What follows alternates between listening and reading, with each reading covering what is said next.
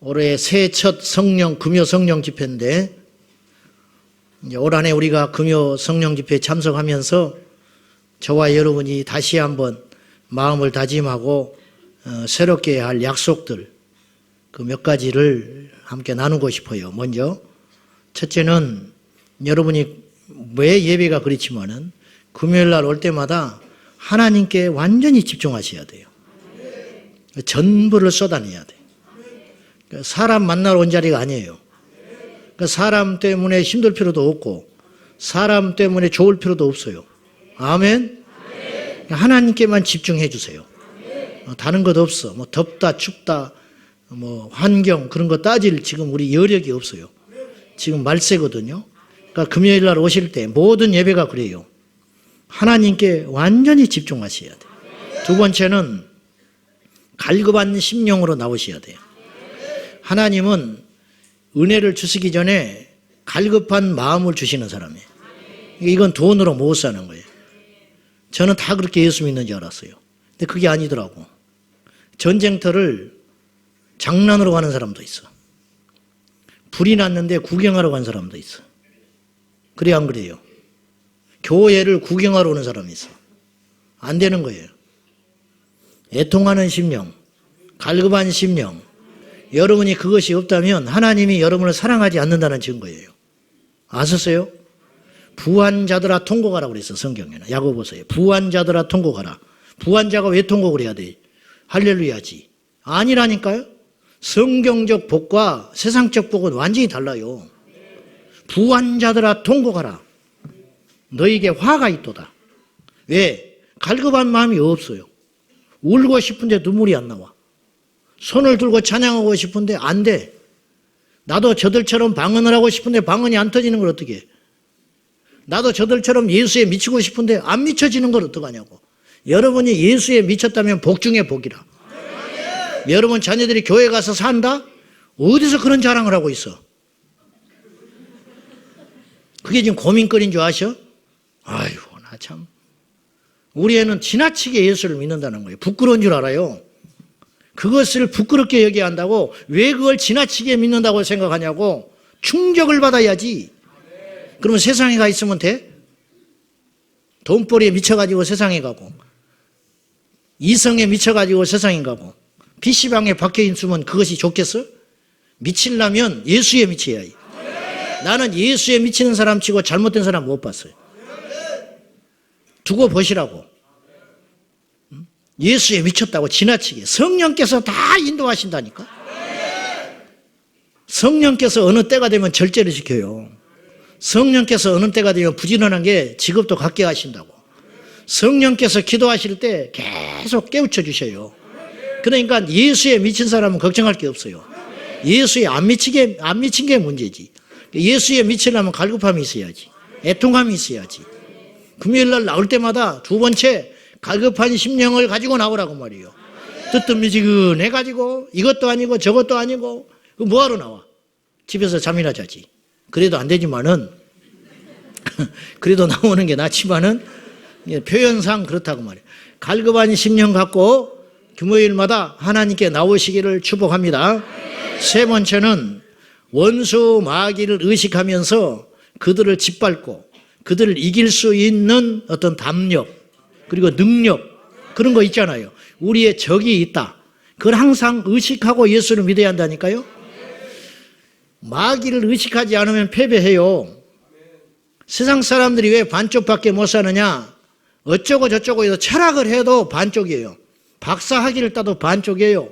세상에 있는 모든 지식을 가져도 반쪽이에요. 왜 그러냐? 영적 세계를 모르니까 반쪽이에요. 세상 사람들이 제 말을 들으면 한심하다고 여길지 모르고 젊은 목사가 교만하다고 할지는 모르지만 나는 세상은 몰라요. 그러나 세상을 창조하신 하나님을 알면 세상이 보이는 거예요. 아멘입니까? 여러분, 세상을 하나님이 만든 세상을 아는 게 지혜로워요. 그것을 만드신 하나님을 아는 게 지혜로워요. 하나님을 아는 게 똑똑한 거지요. 그러니까 철학 몰라도 된다니까. 기회가 있으면 하지만 세상의 학문도 갖고 세상의 어떤 재주도 가져야 되겠지만은 예수 그리스도를 알지 아니하면 다른 것이 아무런 의미가 없는 거예요. 그러니까 영적 세계를 인정하고, 영적 세계를 인정한다는 건 뭐냐? 내게 공격하는 적이 있구나. 아, 내가 요새 이런 공격을 받고 있구나. 그러면 오늘 내가 금요일 가서 기도해가지고 능력을 받고 요거 승리해버려야지. 요거 짓밟아버려야지. 요거 이겨내야지. 그런 어떤 의식. 할렐루야. 무슨 말인지 아시죠? 아프다, 몸이 찌뿌둥하다, 도저히 일어날 수 없다. 그럴 때일수록 땀을 흘리면서 예수께 나와야 돼요. 그날 하나님이 능력을 주시는 거예요. 옛날 우리 선배들은 그렇게 예수 믿었어요. 지금은 우리는 너무 타협하는 거예요. 야금 마귀가 우리를 안락하게 만들고 편안하게 만들더니 나중에는 이제 비본질이 본질을 집어삼켜버리고 세상이 우리의 믿음을 짓눌러버려가지고, 옛날에는 이렇게 예수 안 믿었어요. 옛날에는. 그러니까 우리가 원수 마귀를 이기는 믿음을 갖고 그걸 의식하면서, 그래, 오늘 또 가서 내가 승리하리라. 오늘 또 내가 이기리라. 오늘 또 내가 이거 틀어버려야지. 할렐루야. 그런 의식을 가지고 나올 수 있어야 한다 그 말이에요. 그 사람에게 영적 무기가 생기는 거예요. 뭐 그냥 아무것도 몰라. 그냥 좋은 거야. 교양적 접근, 종교적 접근, 문화적 접근, 철학적 접근 안 되는 거예요. 그런 소리 몇 번만 들어봐요. 질려서 못 들어요. 그러나 예수 그리스도의 말씀은 생명이기 때문에 여러분, 손주를 보고 지치는 할아버지는 하나도 없어요. 왜 그런지 알아요? 꽃 중에 인꽃이 제일이래.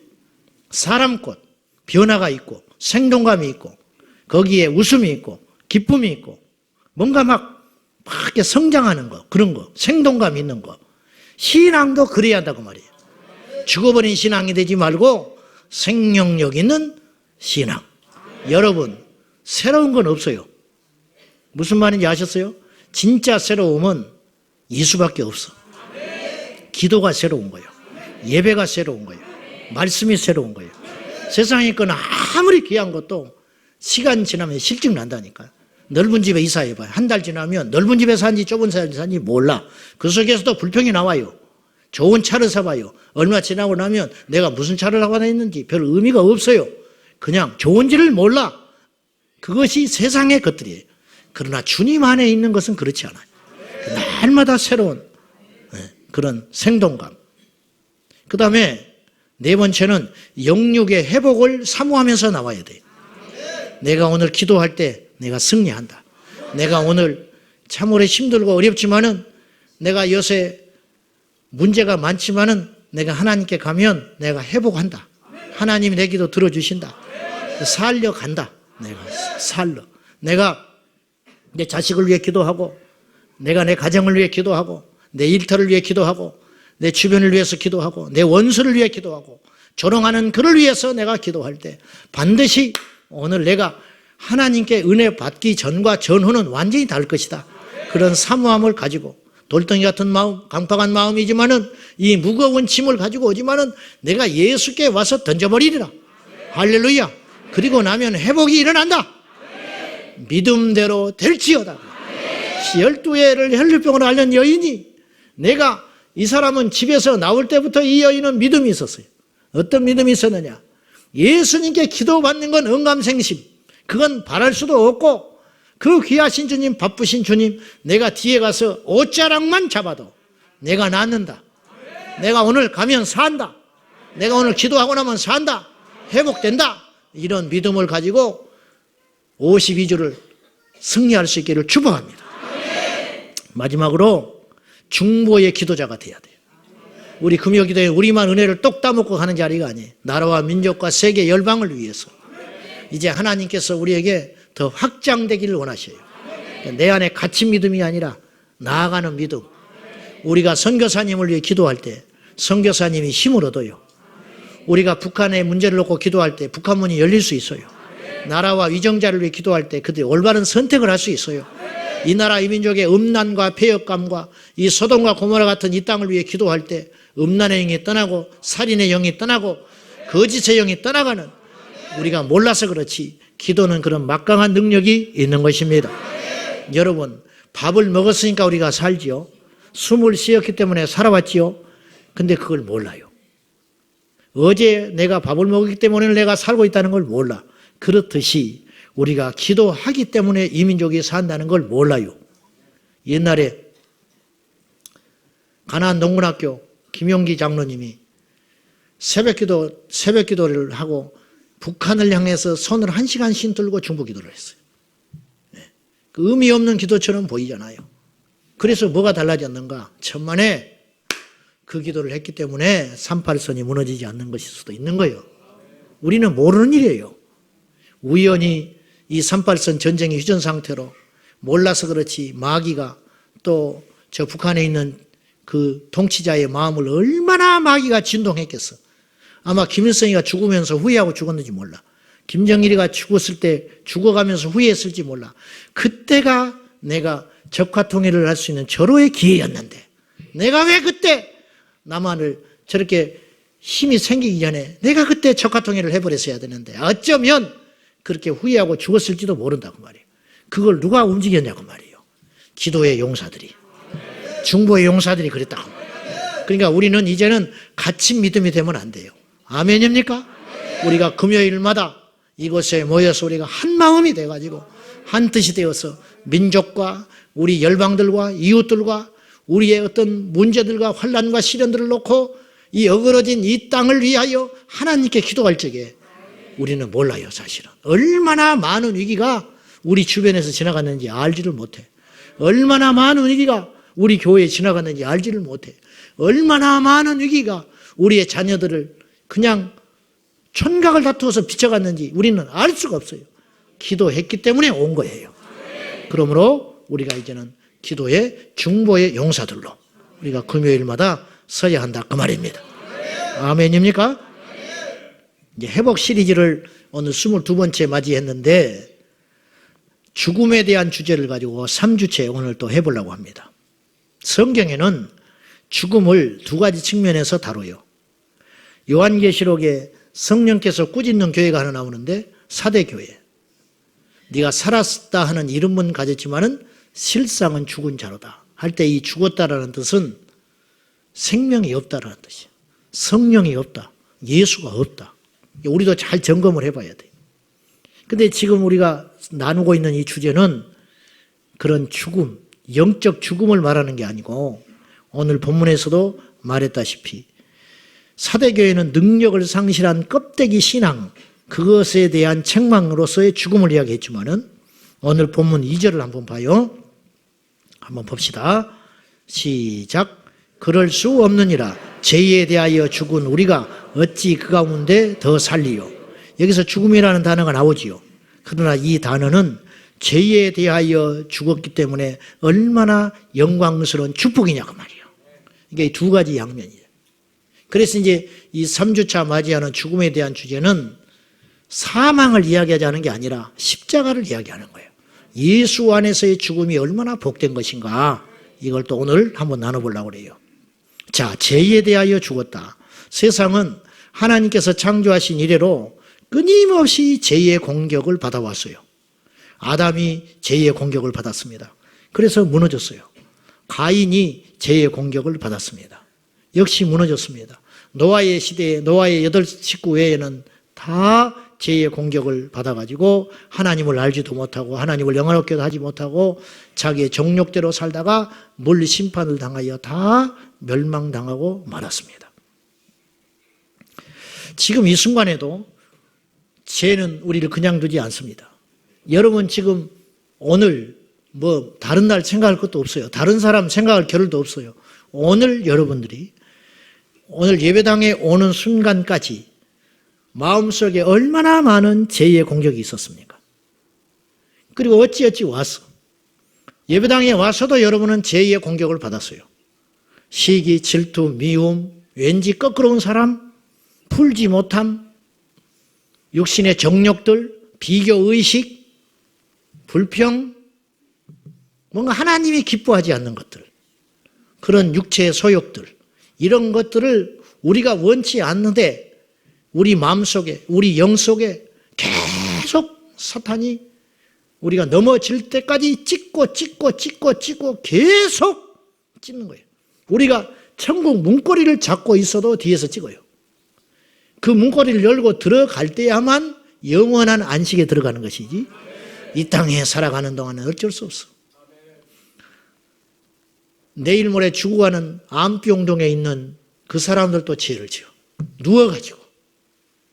누워가지고 원망하고, 누워가지고 불평하고, 누워가지고 짜증내고, 누워가서도 불편해 죽겠다고. 병실 좀 바꿔주라고. 이 사람 시끄러워서 잠을 못 자겠다고. 다 죽을 사람이에요. 몇 달 안에. 안 된 말이지만은 그 속에서도 죄를 짓고 있어요. 그 속에서. 남부를 것 없는 재벌 총수들이 모여서 식사를 하면 그 자리에 죄가 없을까요? 거기서도, 그 중에서도 또 욕심이 생기는 거예요. 내가 넘버원이 못된 것 때문에. 저 사람이 갖고 있는 저 사업체를 어떻게 하면 내가 그냥 쉽게 얻을 수 있는 것인가. 뭐 이런 생각이 다 들 거 아니에요? 목사님들은 모이면 죄 안 질까요? 비교의식. 나도 큰 교회를 하고 싶은데, 나도 보란듯이 목회를 하고 싶은데, 막 이런 생각들. 그러니까 질시를 받고 질투하고 속으로 탐심을 부리고 탐욕을 부리고 속으로는 심지어는 살인까지 하는, 우리 모든 사람은 그렇게 죄의 공격을 무차별적으로 받습니다. 혼자 있을 때는 죄의 공격을 받지 않습니까? 그렇지 않아요. 남녀노소, 혼자 있든 무리 가운데 있든 형통할 땐, 불평이 있을 땐, 부자였든 가난했든 강할 땐 약할 때든 모든 것을 소유했든지 아니면 모든 것을 잃어버렸든지 우리가 다 경험하는 것이지만은 죄의 공격에서 자유로울 사람은 아무도 없다는 거죠. 우리는 다 그렇게 공격을 받고 있습니다. 우리 고향에서 원천이 발견된 적이 있어요. 원천. 발견되기 전에는 가난, 무지, 그리고 고통 속에서 하루하루 신음하며 지냈어요. 제 어릴 적인데 우리 어머니 친구분이 그 동네에 원천이 발견돼가지고 벼락부자가 됐어요. 1, 2년 지난 다음에 어떤 일이 벌어졌느냐. 그렇게 살던 주민들이 하루아침에 돈방석에 앉아버리는 거예요. 가정이 다 풍지박산 나버렸어요. 사기당하고 노름에 빠져버리고, 그리고는 그 내 어린 때도 잊어버리진 않아. 우리 집에 우리 어머니한테 속상하다고 하소연하러 왔다가 얼마 전에는 부자 됐다고 난리하고 사람들의 부러움을 다 샀는데 이 사람이 와가지고 고무신 벗고 마당에 앉아가지고 땅을 치면서 뭐라고 그러냐면 돈이 왼수다. 돈이 왼수다. 돈이 왼수다. 어떻게 해볼 수가 없는 거예요. 완전히 부서져 버렸어. 돈이 없어도 죄예요. 돈을 가져도 죄. 이렇게 우리는 죄의 공격을 받는다고 말이죠. 우리 안에 있는 죄의 본성이 외부에서 공격하는 죄와 결탁하여 내 양심과 영을 마비시키고 점령해 버립니다. 오죽하면 바울조차도 나는 공고한 자라고 죽을 지경이라고 고백을 했을까요? 어떤 이유나 어떤 변명도 혹은 난 어쩔 수 없다고, 사람인데 어떻게 죄를 안 짓고 살겠냐고, 그런 소리가 이제는 우리가 해서는 안 돼요. 우리는 예수를 만났기 때문에 안 돼요. 예수님께서 우리에게 죄에 대하여 승리하신 모습을 몸소 보여주셨습니다. 자, 3절입니다. 한번 봅시다. 시작. 세례를 받은 우리는 그의 죽으심과 합하여 세례를 받은 줄을 알지 못하느냐? 여러분, 이 땅에는 복음이요 완전히 왜곡됐어요. 무슨 말이냐? 예수 믿는 사람들이 죄를 경계를 별로 안 해요. 오히려요, 죄 저도 회개하면 된다는 거예요. 회개는 그럴 때 써먹으라고 준 게 아니에요. 죄의식이 세상 사람만도 못해. 죄의식이. 예전에 자기 딸을 죽인 살인자가 잡혔는데 한강에 죽여서 던져버렸던가 그랬어요. 수년 전에. 그래서 경찰이 체포를 해가지고 현장 검증을 왔어. 그랬더니 이제 시연을 하는 거예요. 대연하게. 뭐 울지도 않아. 그러니까 경찰이 화가 나가지고 차 속에서 이렇게 말을 했어. 자식 새끼를 그렇게 죽여놓고 살 생각이 있냐? 나 같으면 죽어버리겠다. 이제 홧김에 그런 소리 할 수 있잖아요. 차라리 죽어버리지 그랬냐. 그때 이 사람이 이렇게 말을 했어. 고개를 숙이고. 자살하면 지옥 가잖아요. 그래서. 이 사람 예수 믿는 사람이에요. 자살하면 지옥 간대. 그래서 자기는 자살 안 하고 자기 애는 죽이고 니도 차라리 죽어버리지 그랬냐. 그렇게 해서 인생 살기가 힘들고 세상 살기가 힘들면 같이 죽으려고 하다가 딸만 죽이고 자기는 산 거거든. 너도 죽지 그랬냐. 그랬더니 자살하면 지옥 간대. 그러니까 이 정도의 죄의 수준이야. 이건 아주 극단적인 예이지만 이건 하나의 드러난 것에 불과하고 이 땅의 그리스도인들이 마음속에 저를 포함하여 여기 앉아있는 우리 모두가 시커매요. 무슨 말이냐면 죄에 대하여 경계심이 별로 없어. 그리고 죄를 지면 오히려 세상 사람들은 답이 없잖아요. 죄를 지으면 더 불안해하고 힘들어할지 모르겠는데 예수 믿는 사람은 답이 있어. 회개하면 돼. 여기서 아멘 하면 안 돼요. 장모님.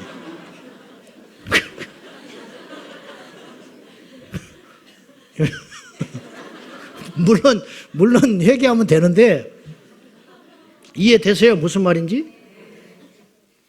엊그저께 집회를 갔는데 내가 일하겠어. 서두에. 저는 실제로 그런 마음을 가지고 설교를 하는데 어디 가서도 내일 내가 성대 수술을 하고 목소리를 잃어버릴 수 있다. 그러면 나는 어떤 설교를 할까?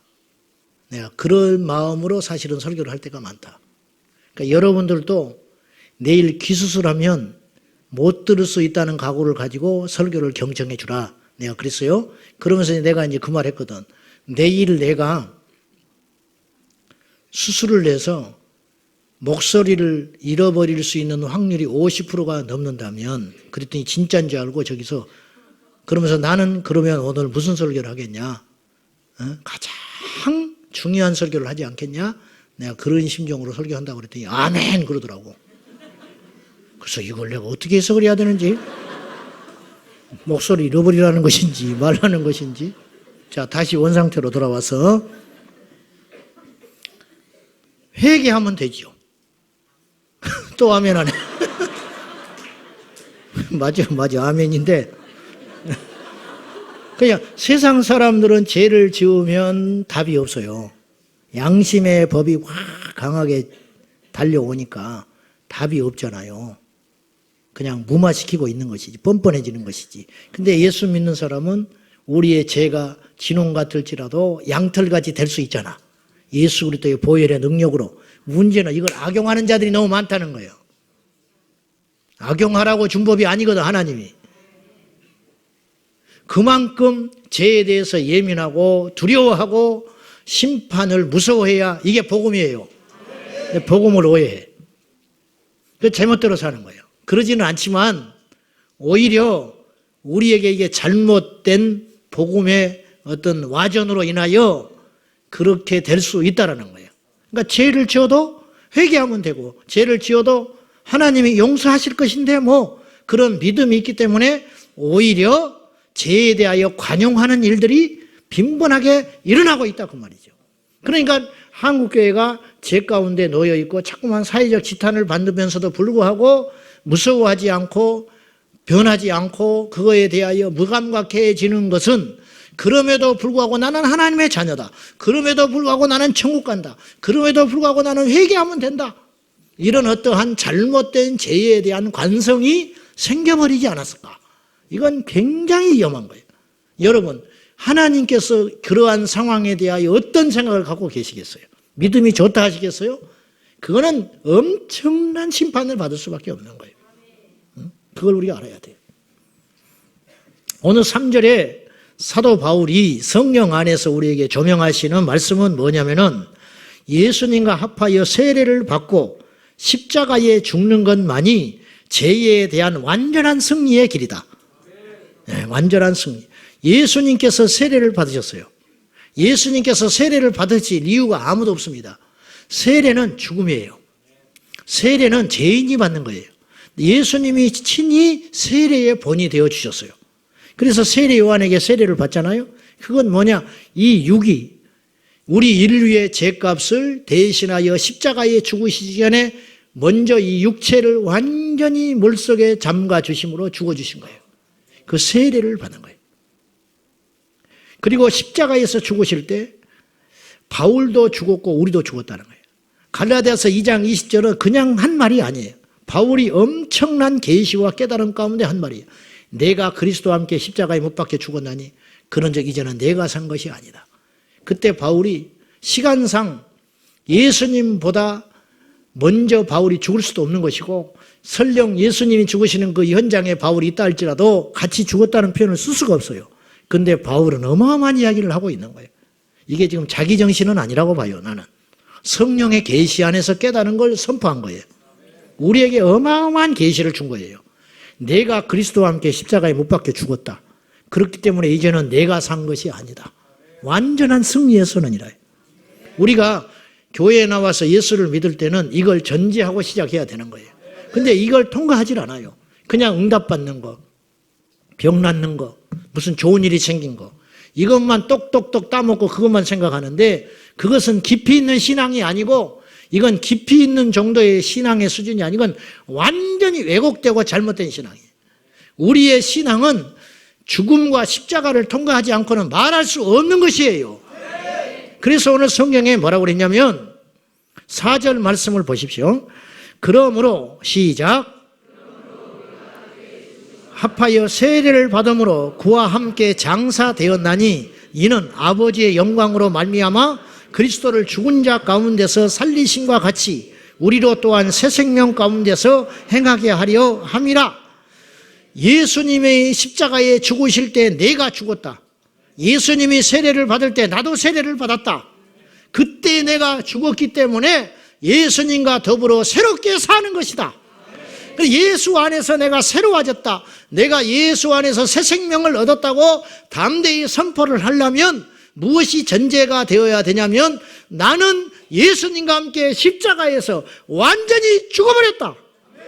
이것을 고백하고 인정하고 선포하고 그것이 실제가 된 사람만이 새 생명을 얻을 자격이 있는 것이고 새 생명을 얻었다고 선포할 수 있는 것이다 그 말이에요.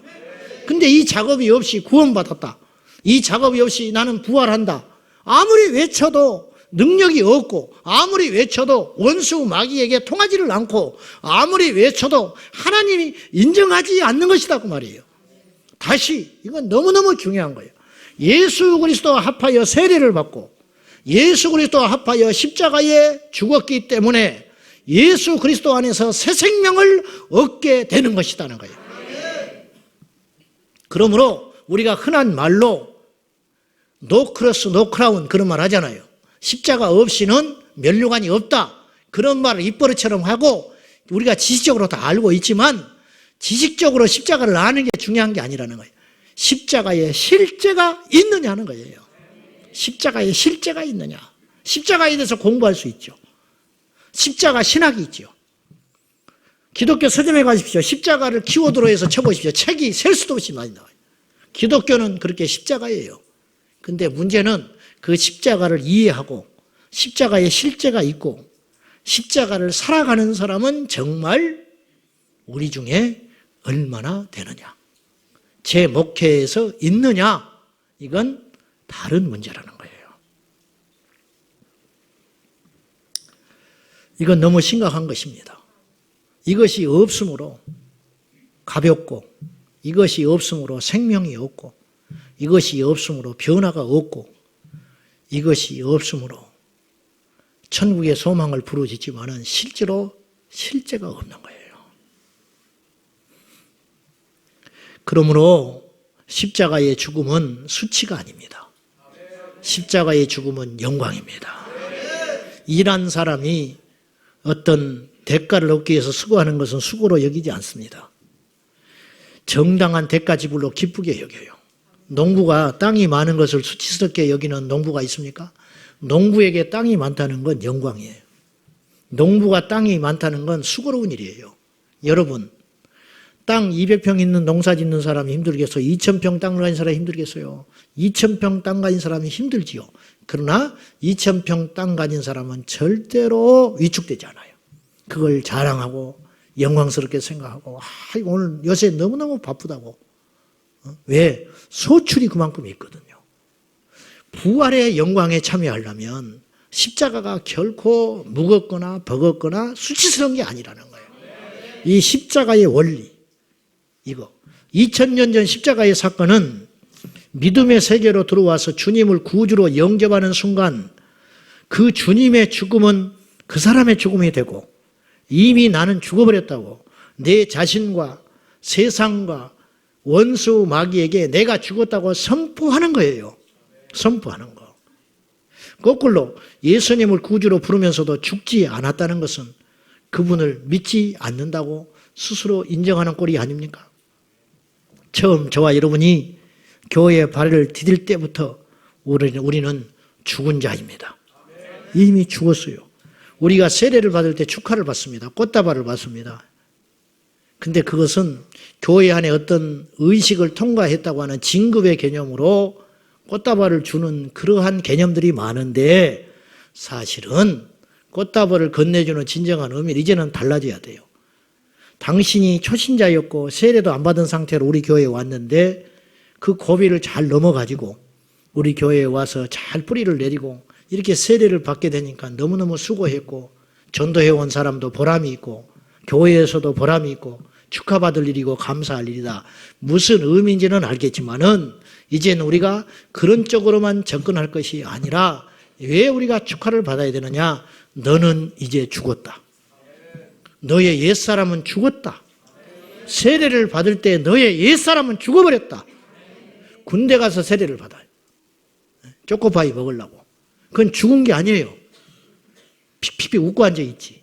더럽게 오래 하네. 이런 생각할 거 아니에요. 그건 아무런 의미가 없는 거예요. 그래서 저는 그 세례를 반대해요. 사실은. 의미 없는 세례라. 세례를 받을 때 내가 죽은 거예요. 세례를 받을 때.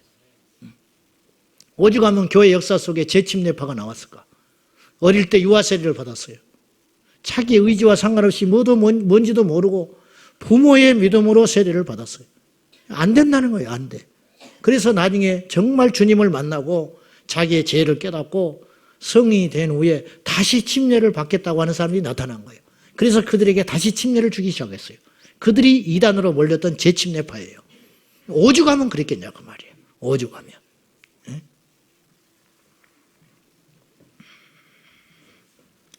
우리가 죽지 않고 성경 공부를 하면 어떤 일이 벌어지냐면 위선적이고 지식적인 서기관이 되는 거예요.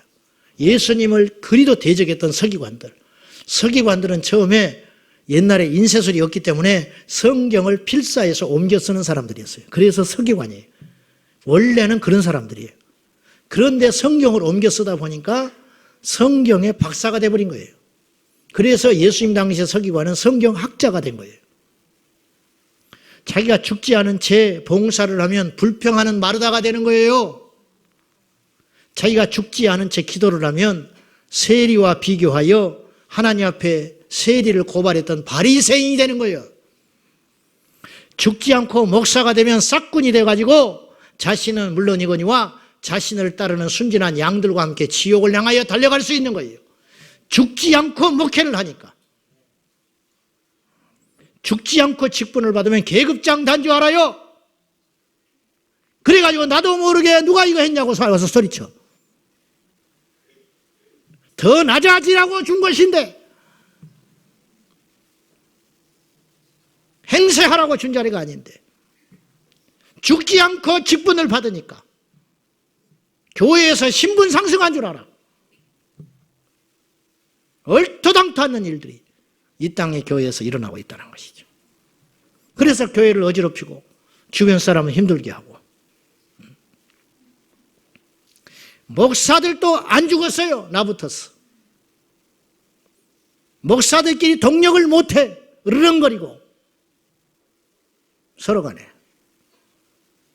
자존심이 얼마나 센지 알아요? 십자가에 대해서 설교하지요. 뭐 죽었다고 울지요.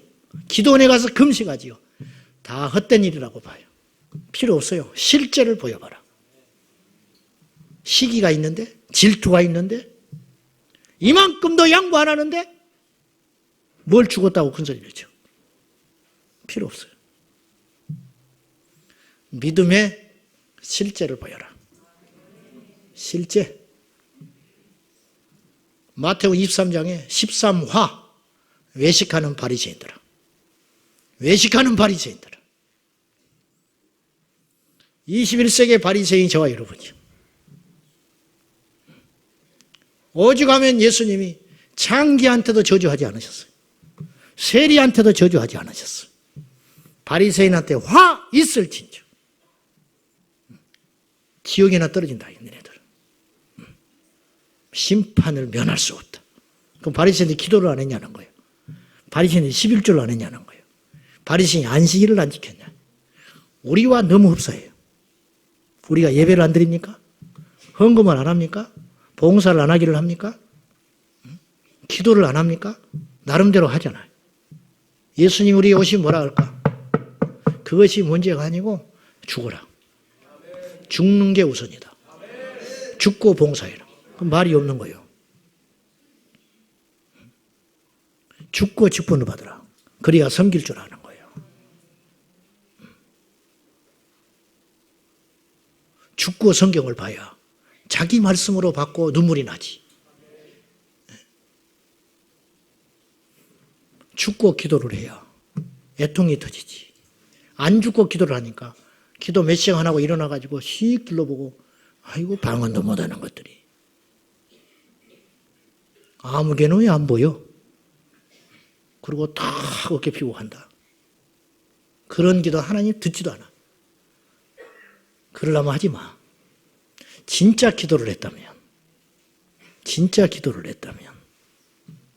다른 사람한테 신경 쓸 수도 없는 거예요. 죽지 않으니까.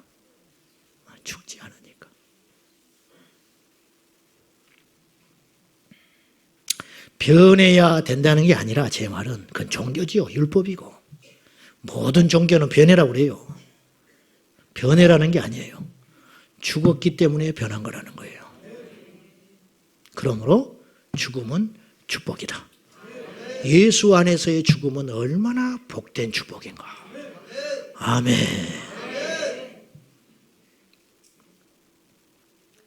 계속 지금 이 말씀 우리가 두드려 맞는 거예요. 징글징글해. 교회 사고 뭉치는 오래 다닌 사람이에요. 교회 사고 뭉치는 기도 많이 하는 사람이에요. 교회 사고 뭉치는 어떤 사람이야? 직분 받은 사람들이에요. 초신자는 사고 치지도 않아. 뭔지도 모르니까 사고도 안 내. 사랑하는 여러분, 2019년 새해 벽두 첫 금요 성령 집회인데 죽읍시다. 죽어라. 지난주에도 내가 죽자고 그랬어. 근데 안 죽어서 펄펄 살아뛰는 사람들이 제법 많아. 죽는 그날까지 계속 금요일마다 성령께서 감동 주시는 데까지 계속 죽을 때까지. 회복 시리즈인데 죄에 죽어야 회복될 것 같아. 죽은 자의 영광을 아십니까? 4절. 아까 우리가 읽었어요. 새 생명 가운데 행하게 된다. 예수님처럼 살게 된다. 자, 6절 한번 봐요. 시작. 우리가 알거니와 우리의 옛사람이 예수와 함께 십자가에 못 박힌 것은 죄의 몸이 죽어 다신 우리가 죄에게 종노릇하지 아니하랴. 우리가 지금 죄의 종노릇하고 사는 거예요. 죄의 종노릇하고 있다는 증거가 뭐냐면 내가 원치 않지만 죄가 나를 끌고 다녀요. 그죠? 마음은 원이지만 육신이 안 따라가잖아요. 내 양심과 반대로 행하잖아요. 내가 원하지 않는 생각이 자꾸 들어오잖아요. 그리고 그 생각을 품으면 그것이 나를 지배하려고 덤벼들잖아요. 그래요, 안 그래요? 여러분이 기도하고 집에서 혼자 있을 때에는 내가 저 사람을 만나면 먼저 손 내밀어야지. 내가 오면 안아버려야지. 그런 생각하고 오지요? 안 오는구나. 뭐하러 믿는 거예요, 교회를? 예수를 왜 믿어? 그런 마음 가지고 오지요? 그렇게 막 결심하고 와. 그죠? 그런다고 해야 진도가 나가요. 그렇게 오잖아요? 근데 교회에서 로비에서 딱 맞받으쳤어. 그럼 어때요? 그냥 고개 숙이고 지나가잖아. 이게 뭐냐? 제2의 종노릇 하고 있는 거예요. 제2의 종노릇. 말씀은 다 아는데 이게 안 움직이잖아요. 사지백체와 마음이 안 움직여지잖아요. 우리부터 저부터. 그것이 누군가에게 지금 종 노릇하고 있다는 증거예요. 우리 옛사람의 상태, 죽기 전의 모습, 십자가에서 죽기 전, 세례를 받아서 내가 완전히 죽어버린 그 상태 전, 거기서 아직도 숨을 헐떡헐떡 하면서 살아보겠다고 몸부림치고 있는 상태에 있다 그 말이에요. 그 증거가 어디에 있느냐? 골로새서 3장 5절과 8절. 이걸 옛사람의 상태라고 그랬어요. 자, 한번 비춰줘요. 시작. 곧 음란과 부정과 사욕과 악한 정욕과 탐심이니 탐심은 우상 숭배니라. 이것들로 말미암아 하나님의 진노가 임하느니라. 너희도 전에 그 가운데 살 때는 그 가운데서 행하였으나 너희가 이 모든 것을 벗어버리라. 곧 분함과 노여움과 악의와 비방과 부끄러운 말이라. 요게 옛날 거예요.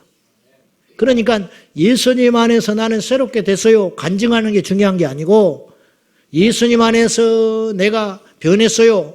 그렇게 울면서 고백하는 게 중요한 게 아니고 우리 안에 음란과 사욕과 부정과 탐심, 악의와 살이와 그 입에 부끄러운 말들 이런 것들은 뭐예요? 옛 생활에 옛 사람이 내가 죽기 전에 행했던 증거들이다 그런 말이죠. 그러니까 이런 것들이 아직도 우리 안에 있다면 우리는 예수님 안에서 죽은 자예요, 죽지 않은 자예요? 죽지 않은 자라는 거예요. 그런 기준으로 따지면 교회 안에 죽지 않은 자가 너무 많다는 거예요. 그래요, 안 그래요? 더 놀라운 것은 예수를 믿고 주로 고백하는 우리들이 그런 현상들이 일어나는 것에 대하여 소름 끼치게 무서워하고 두려워해야 되는데 그것은 어쩔 수 없는 일이라고 타협하는 일이 빈번하게 일어나고 있다는 거예요. 제가 어떤 분을 붙들고 상담을 하면서 당신하고 나하고 죽읍시다 그랬어요. 내가 한강에 가서 죽어버리자는 말이 아니라 당신하고 나하고 죽자. 응? 그랬더니 뭐라고 그러냐면 나한테 목사님 얕은 미소를 띠면서 이렇게 이야기하더라고. 목사님 저도 사람이에요 그러더라고. 그 말은 이렇게 해석할 수 있어요. 나는 아직 죽지 않았어요. 그런 뜻이에요. 그래요, 안 그래요? 그러니까 다 하겠는데 목사님이 그 말씀하신 거 그거는 내가 못 하겠다는 거예요. 이거는 나의 범위를 넘는 일이라는 거예요. 내가 지금까지 살아온 상식과 내 지금 환경과 내 수준으로는 당신 말이 맞기는 하지만 그거는 못 하겠다 그런 뜻이에요. 그래서 선이 있는 거예요. 그러니까 죽음을 넘지는 못하는 거예요. 그렇죠? 여기 저도 그럴 수 있고 여러분도 그럴 수 있어요. 그걸 넘을 때 새 생명이 임한다고 말이요. 하나님이 우리를 테스트하는 거예요. 그럴 수 있는지를. 평소에는 몰라요. 우리가 죽었는지 살았는지 어떻게 알아? 죽었는지 살았는지 알아보려면 찔러보면 알아. 찔러보면 살았으면 꿈틀거려. 그죠? 뱀을 건드려봐. 그러면 꿈틀꿈틀해. 죽었는지 아니면 살았네. 건들면 알 수 있어. 우리를 흔들어. 세상이 흔들고 죄가 흔들고 정욕이 흔들고 욕심이 흔들고 탐심이 흔들고 이기심이 흔들고 내 자아를 마구 흔들어 댈 때 그때 내가 꿈틀거리면 아직 죽지 않은 거예요. 죽었는 줄 알았어. 나는 진짜 거듭난 줄 알았어.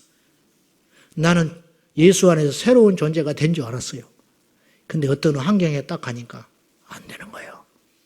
곰팡이 중에 돌아다니다가 온도하고 습기를 만나면 딱 꽈리를 틀고 곰팡이가 번져버리듯이 지금 이 공기 중에도 곰팡이균이 있을 거 아니에요. 지하니까. 근데 이것이 지금 환경이 맞지 않고 청소를 자꾸 해야 되고 공기가 순환되니까 이게 자리를 못 잡지. 이게 방치돼서 6개월쯤 여기 그냥 아무 사람이 안 오면 이게 곰팡이가 번식할 거 아니에요. 우리도 마찬가지. 교회 여기서 지금 우리가 지금 음란한 사람이 어디가 있어요? 여기서 부정한 사람이 어디가 있어? 여기서 탐심 부릴 사람이 어디가 있어요? 지금 예배 시간에. 예배 끝나고 봐야 된다는 거. 집에 갈 때 봐야 돼. 차 뺄 때 봐야 돼. 차 뺄 때. 그걸 보면 여지없이 내가 죽었는지 살았는지 안다고 말이요. 여러분, 이제 우리가 이런 소리 그만해야 될 거 아니요? 질렸죠? 나도 죽었어. 맨날 이런 소리만 하다니까. 내가 율법 선생 같아. 율법 선생.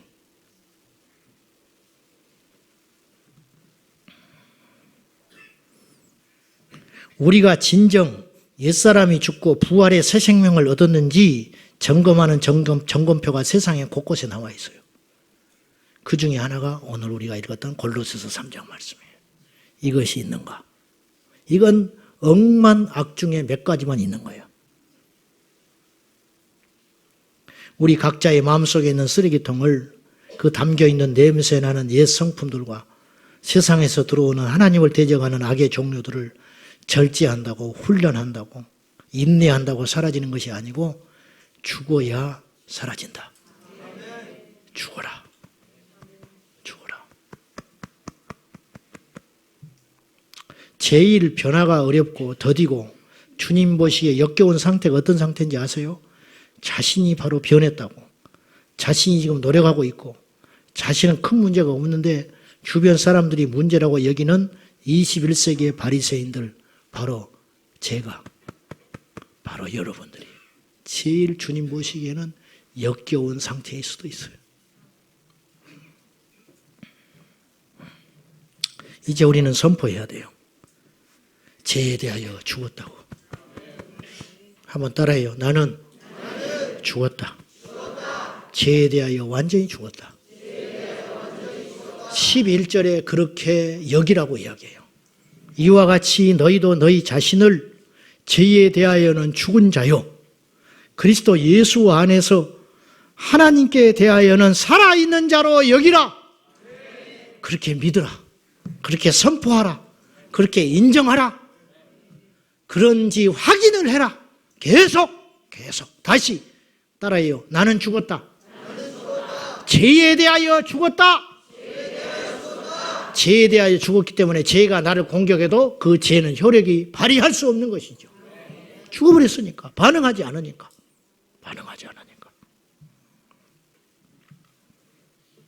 김익도 목사님 회심하고 제일 먼저 한 일이 자신이 죽었다고 부고장을 흘렸어요. 그랬더니 김익도 목사님한테 당한 사람들이 신나서 왔다는 거예요. 이 진짜 이놈이 죽었는가 보다. 그리고 막 기뻐서 왔다는 거예요. 얼마나 고약하게 인생을 살았는지. 근데 김익도 목사님 떡 살아있거든요. 그러면 그렇지. 저 인간이 죽었다고 할 리가 없지. 또 무슨 깨를 부려서 우리를 괴롭히려고 하는가. 그랬더니 사람들이 모인 자리에서 김익도 목사님이 이렇게 이야기했대요. 나는 죽었어. 옛날에 당신들이 알던 김익도는 죽었어. 거기서 딱 선포했다는 거예요. 어거스틴이 10대에 사생자를 낳고 만이교에 빠져가지고 하나님이 기뻐하지 않는 일은 다 하고 다닌 사람이에요. 근데 어거스틴이 나중에 예수님을 만나고 회심합니다. 길거리를 가는데 옛날에 같이 지내던 여인이 나타나서 유혹을 했어요. 그때 어거스틴이 이렇게 말을 했어요. 유명한 말을 했어요. 당신은 당신 그대로인데 나는 옛날에 내가 아니요. 그렇게 이야기했어요. 옛날에 어거스틴은 죽었다. 그 말이에요. 그래서 그 유혹이 아무것도 아닌 거예요. 그래서 옛생활로 돌아갈 수가 없는 거예요. 결심을 했으면 돌아가야 하시고요. 깨달았으면 돌아가야 하시고요. 어려워서 그랬다면 다시 돌아갈 수 있어요. 그러나 죽었기 때문에 못 돌아가는 거예요. 죽었냐고 말이요, 여러분들이. 죽는 것이 완전히 변하는 거예요. 근데 세상의 소욕과 기질과 그것을 고스란히 가지고 와가지고 예수라는 이름으로 덧칠을 했다. 그러면 시간이 지나면 그것이 드러난다. 페인트 덧칠하면 그것이 퇴색되면 속에 있는 그 색깔이 드러나듯이 우리 옛사람이 드러난다고 말이에요. 저도 죽기를 원합니다. 죽으려 합니다.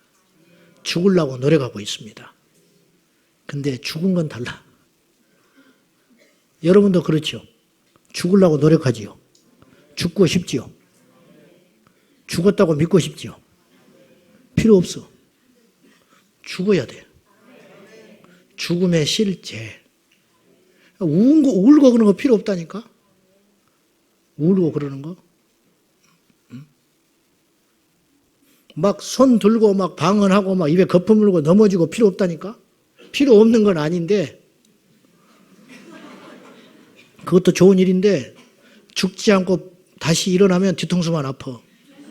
완전히 죽어버려가지고 쫙 가버려야 돼. 그래, 죽었는가 확인할 거냐, 하나님이. 확인 작업에 들어가요, 하나님이. 치밀하니까. 그래서 또 사람을 보내가지고 우리를 건든다고. 환경을 통해가지고 건든다고. 그러면 이제 그때 죽었다고 했는데 다시 눈에 불을 켜고 일어나. 그럼 하나님이 어떻게 하냐면, 그러면 그렇지 하고 또 다시 나를 죽이는 작업으로 광야로 내모는 거예요. 광야로 나를 다시 내몰아요. 은혜 받으면 된 줄 알았는데 안 죽었어. 새해가 되면 되는 줄 알았는데 안 죽었어. 고생하면 된 줄 알았는데 안 죽었어. 참으면 된 줄 알았는데 안 죽었어. 교회를 옮기면 된 줄 알았는데 안 됐어. 새해를 옮기면 된 줄 알았더니 안 됐어. 새해를 옮기지 마셔. 좋은 말 할 때. 교회 옮기지 말라는 소리는 함부로 못 하겠어. 속 보인다 할까 봐. 근데 그 말도 맞아. 옮겨도 필요 없어. 옮기려면 변해서 옮겨. 그러면 사명이에요. 근데 성질나서 옮기면 그거는 더 센 놈 만나요. 내가 분명히 예언하는데 아주 더 고약한 목사 만나고 더 센 성도 만나니까 죽어서 옮기라고. 죽어서. 옮기려면 죽어서 옮겨. 성질나서 옮기고 못마땅해서 옮기고 불편해서 옮기고 맞지 않아서 옮기면 하여튼 기억에 이거 하나만. 나는 더 센 놈을 반드시 만날 것이다. 그거 전제하고 가셔. 전제하고. 쇠를 시간이 안 맞아서 옮기는 거 내에는 옮기지 마. 되도록이면요. 알았어요? 거기서 푹 죽으라고 하나님이 던져놓은 거예요. 그러니까 견뎌. 견디든지 견디다 보면 죽어. 어느 날. 그냥 계속 죽는 거예요. 워치만 일을 하나님이 죽였어요. 제가 그 이야기를 자주 했어요. 선교단체에 같이 들어가 있었는데 자기보다 먼저 고참이라는 이유만으로 그이가 계속 자기의 주장을 묵살했어요. 문제는 시간이 지나면 자기의 말이 옳다고 판명이 나는 거예요. 그러니 얼마나 화가 나겠어. 그래 주말마다 외출을 해가지고 선교사님, 화수분이라고 하는 외국인 선교사님이 계셨는데 그분한테 가서 여자 선교사님한테 가서 상담을 하면 그분은 가만히 듣고 있다 이렇게 말을 해. 너는 그에게 순종해라. 그럼 막 더 성질 나는 거예요. 왜 내가 맞는데 순종해야 되냐고 그러면 이분은 이 한마디를 냈어. 그는 너보다 연장자다. 이것이 하나님의 질서다. 그러면 위로를 받으러 갔다가 울고 오는 일이 너무 많았다는 거예요. 이 세월을 1년을 보냈다. 1년. 1년이 지난 후에 워치만이가 복종하고 순종해요. 그러면서 그 연단은 끝나요. 이해되면 아멘 하세요. 이게 아주 중요한 거예요. 저도 아직 죽어야 할 부분이 많습니다. 여러분도 그렇습니다. 근데 자기는 자기를 잘 안 보여. 여러분은 입냄새 안 나죠? 옆 사람은 얼마나 힘든지 알아? 자기는 자기가 안 보이는 거요. 다 자기가 의로운 것 같아. 다 자기가 옳은 것 같아. 자기만 같으면 문제가 없을 것 같아. 자기는 다 죽은 줄 알아. 안 죽었어요. 펄펄 살아다녀. 펄펄 살아다녀. 죽읍시다. 내가 죽을 때 예수의 생명이 역사한다는 거예요. 할렐루야. 말씀 맺을게요. 그래서 완전히 죽어서 제2의 도구 되지 말고 제2의 종로를 타지 말고 2019년 새해에는 오늘 말씀처럼 의의 병기가 되어서 의의 무기가 되어서 주님의 선한 도구로 죽을 때 하나님께서 편히 쓰는 거예요. 죽을 때 할렐루야. 죽을 때 교회가 편히 쓸 수 있어. 죽을 때 내 주변 사람들이 나를 편히 쓸 수 있다. 죽을 때 원수 마귀가 떠나가는 거예요. 건드려도 재미가 없잖아요. 반응이 없잖아요. 문제가 안 생기잖아요. 그러니까 건드릴 수가 없는 것이지요. 사단이 건드려도 꿈떡하지 않는 사람, 사단이 건드려도 넘어가지 않는 사람, 죽어버린 사람, 우리 모두 예수 그리스도와 함께 세례를 받고 예수 그리스도와 함께 십자가에 죽은 자로서 세상에 대하여는 죽은 자요 하나님께로는 산 자로서 2019년을 예수의 이름으로 승리하는 귀한 하루하루 한날이 되시기를 주님의 이름으로 축원합니다. 죽읍시다. 죽읍시다. 죽어야 하리라. 할렐루야. 특별히 죄에 대하여 죽으라. 기도하겠습니다. 하나님 아버지, 죄에 대하여 죽어야 의에 대하여 살 수 있습니다.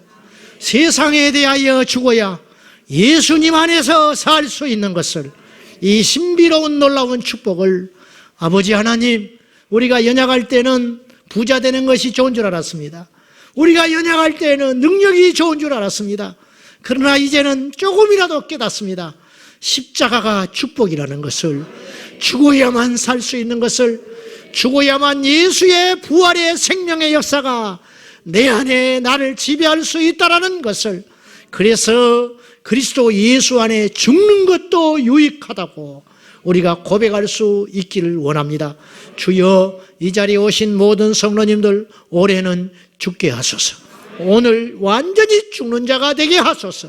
우리 교회는 우리가 죽고 목사가 죽고 사람들이 죽고 예수님이 사는 교회가 되게 하여 주옵소서.